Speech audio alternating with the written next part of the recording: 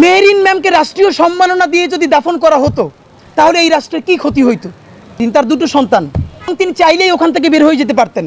তিনি অন্তত 20টা বাচ্চার জীবনকে বাঁচিয়েছেন, আল্লাহ বাঁচিয়েছেন। তিনি সর্বোচ্চ চেষ্টা করলেন, নিরাপত্তার চাদরে বাচ্চাদেরকে বুকের মধ্যে জড়াইয়া প্রত্যেককে বের করলেন। সেই 20টা বাচ্চাকে বের করতে গিয়া তার সারা শরীর ঝলসে গেল। বার্ন ইউনিটে গিয়ে তার হাজবেন্ড বলল যে তুমি তো সন্তান 2টি এতিম করে দিলা আমার। সে বলল আমার সন্তান 2টি এতিম করলাম, কিন্তু আরও যে 20টা বাচ্চা ছিল ওরাও তো আমার সন্তান, আমি কি ওদেরকে এতিম করব? হাজবেন্ডের হাতটা বুকের উপর নিয়ে বলতেছে যে তোমার সাথে আমার আর কোনোদিন দেখা হবে না। তো ভয়াবহ ব্যাপার, আপনি চিন্তা করতে পারছেন। তার জানাজায় এই রাষ্ট্রের একজন উপদেষ্টার সময় হয় না যে তার জানাজায় গিয়ে থাকা। মেহরিন ম্যামকে রাষ্ট্রীয় সম্মাননা দিয়ে যদি দাফন করা হতো তাহলে এই রাষ্ট্রের কি ক্ষতি হইতো। এই রাষ্ট্রের এত বুদ্ধি, সেই যে আঞ্চলিক কার্যালয় বসায়, এটা করে সেটা করে, এটুকুন বুদ্ধি হইল না। মেহরিন ম্যাম উনি শিক্ষক, উনি বেঁচে যেতে পারতেন, বাচ্চাগুলোর বাঁচাইতে গিয়ে জীবনটা শেষ করে দিল। ওনাকে রাষ্ট্র সম্মান না জানালে কার সম্মান জানাবে? দেখেন, তাকে রাষ্ট্রীয় সম্মাননাও দেওয়া হয় নাই, একজন উপদেষ্টাও তার কবরে গিয়া তার জানাজায় গিয়ে উপস্থিত হইতে পারে নাই। এই রাষ্ট্র আমরা কবে বানাবো? এটা আমাদের জন্য লজ্জা। মাইলস্টোন ট্র্যাজেডিতে কয়েকটা বড় ভুল করেছে। এই সরকার ভুল করলে যেটা হয়, এই ভুলটা আর সরকারের থাকে না, এই ভুলটা আমাদের সবার গায়ে এসে পড়ে। কারণ এই সরকারটা আমরা নিজেরা সরকার না হলেও বাংলাদেশের সবথেকে জনসমর্থিত জনগণের সরকার। সুতরাং সে ভুল করলে আমাদের গায়ে তো এসে দাগ লাগে।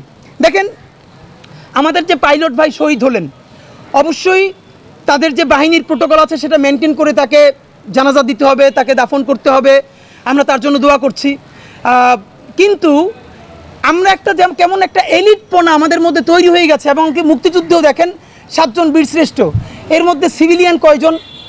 মানে যুদ্ধ যখন হবে তখন অবশ্যই সামরিক যারা বাহিনীতে আছেন তারা তো যুদ্ধ করবেনই, কিন্তু যেই লোকটা কোনো ট্রেনিং ছাড়া অস্ত্র হাতে তুলে জীবন দিয়ে দিল, তারা আপনি ইকুইভ্যালেন্ট করতে, আপনার কাছাকাছি প্যারালাল করলে শত্রু মনে হয়?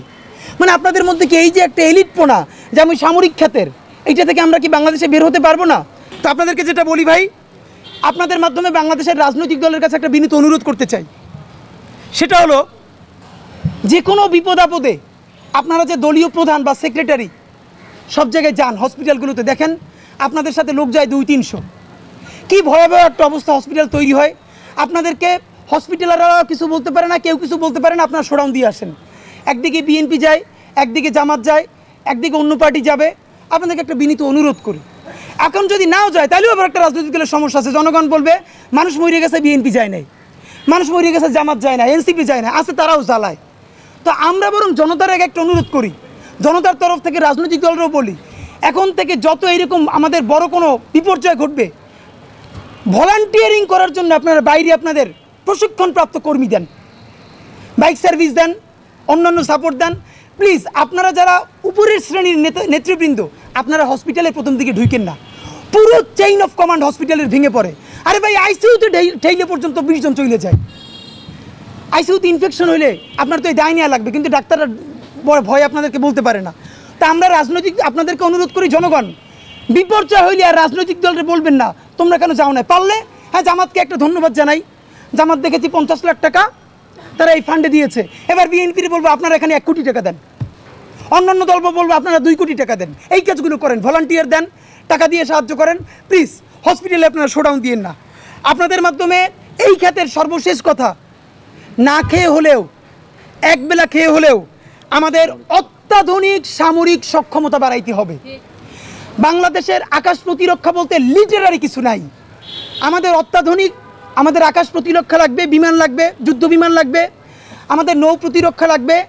যদি আপনারা কোনো করাপশন ছাড়া, দুর্নীতি ছাড়া প্রমাণ করতে পারেন, মানুষটা বুঝাইতে পারেন যে আমরা এখন সব থেকে বড় যুদ্ধ বিমানগুলো কিনবো, কিন্তু 1 টাকাও দুর্নীতি করব না, আমরা বলতেছি বাংলাদেশের স্বাধীনতা, সার্বভৌমত্ব এবং এর জমিনকে বাঁচানোর জন্য আমরা যখন জীবনই দিয়ে দিতে চাই, তখন একবেলা না খাইয়া হইলেও আমরা আমাদের সামরিক খাতকে বিশ্বের শ্রেষ্ঠ সামরিক খাতের একটা বানাইতে চাই।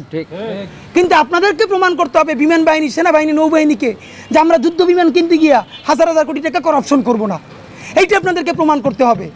আপনাদের মাধ্যমে সর্বশেষ বলতে চাই, আমাদের যেই ভাইয়েরা শহীদ হয়েছেন, এখন আহত আছেন, বিমান বাহিনী আপনাদের আগের অফিসাররা 1000 কোটি টাকা মাইরে খাইছে, ওই টাকাগুলো উদ্ধার করেন।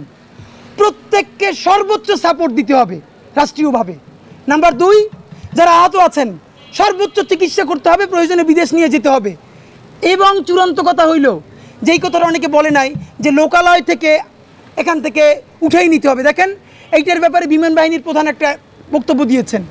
তিনি বলেছেন বাংলাদেশের গুরুত্বপূর্ণ যে অফিস আদালত যেগুলো বহির্শত্রুর আক্রমণ যদি ঘটে কোনো দিন, সাথে সাথে সিকিউর করতে হলে এইখানে এই ঘাঁটি লাগবে।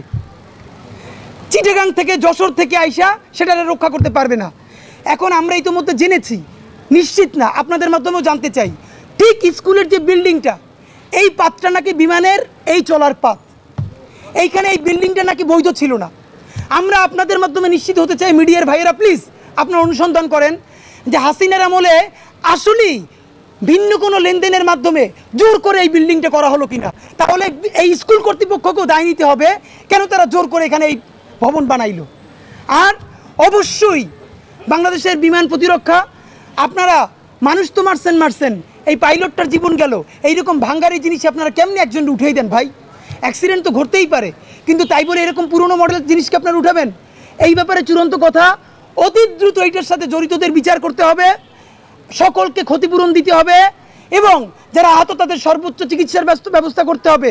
তবে এইটাকে ক্যাশ করে ছাত্রলীগ, আওয়ামী লীগ, গুন্ডা লীগ, গুজব লীগ, সুশীল লীগ যদি নতুন কোনো কেওয়াস তৈরি করতে চায়, তাহলে তাদের যা আছে সেটার ভেঙে দিতে হবে। সরকার যা পারে সেটার সমানে পিটিয়ে ভেঙে ফেলতে হবে, আর কোনো কথা নাই।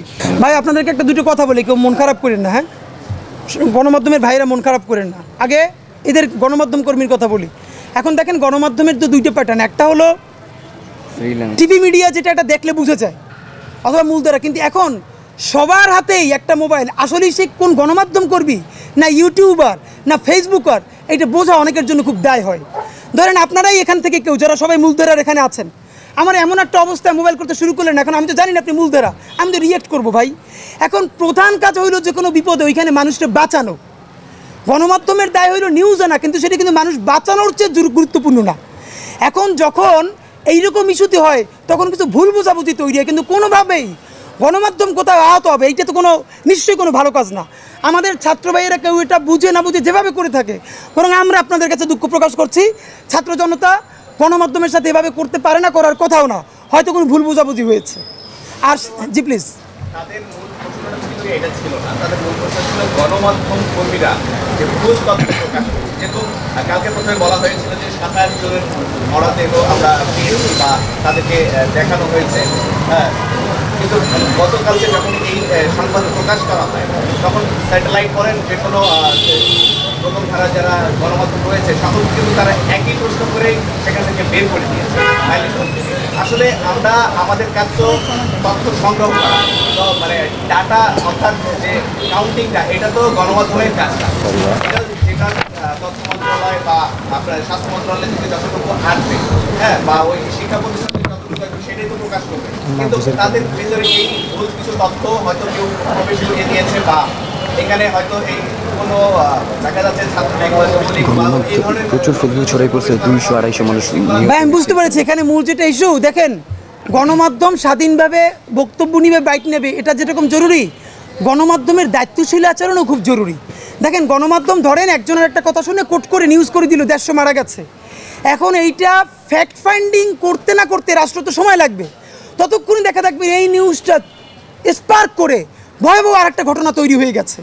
সুতরাং আমার যেটা মনে হয় এটা রাষ্ট্র পারবে না, প্রত্যেক গণমাধ্যমেরই নিজের দায়িত্ব যে কত দ্রুত সংবাদ যেরকম প্রকাশ করা যায় এটার যেরকম জরুরি, সাথে সাথে কতটা বেশি নির্ভুল এবং দায়িত্বশীলতার সাথে করা যায় এটাও কিন্তু জরুরি। নিজের ওয়েবসাইটে উইকিপিডিয়াতে তারা নিজেরাই প্রথমে 27 জনের লিস্ট দিয়েছে, হ্যাঁ, তারপরে কিন্তু তারা নিজেরাই ডিলিট করে ফেলেছে।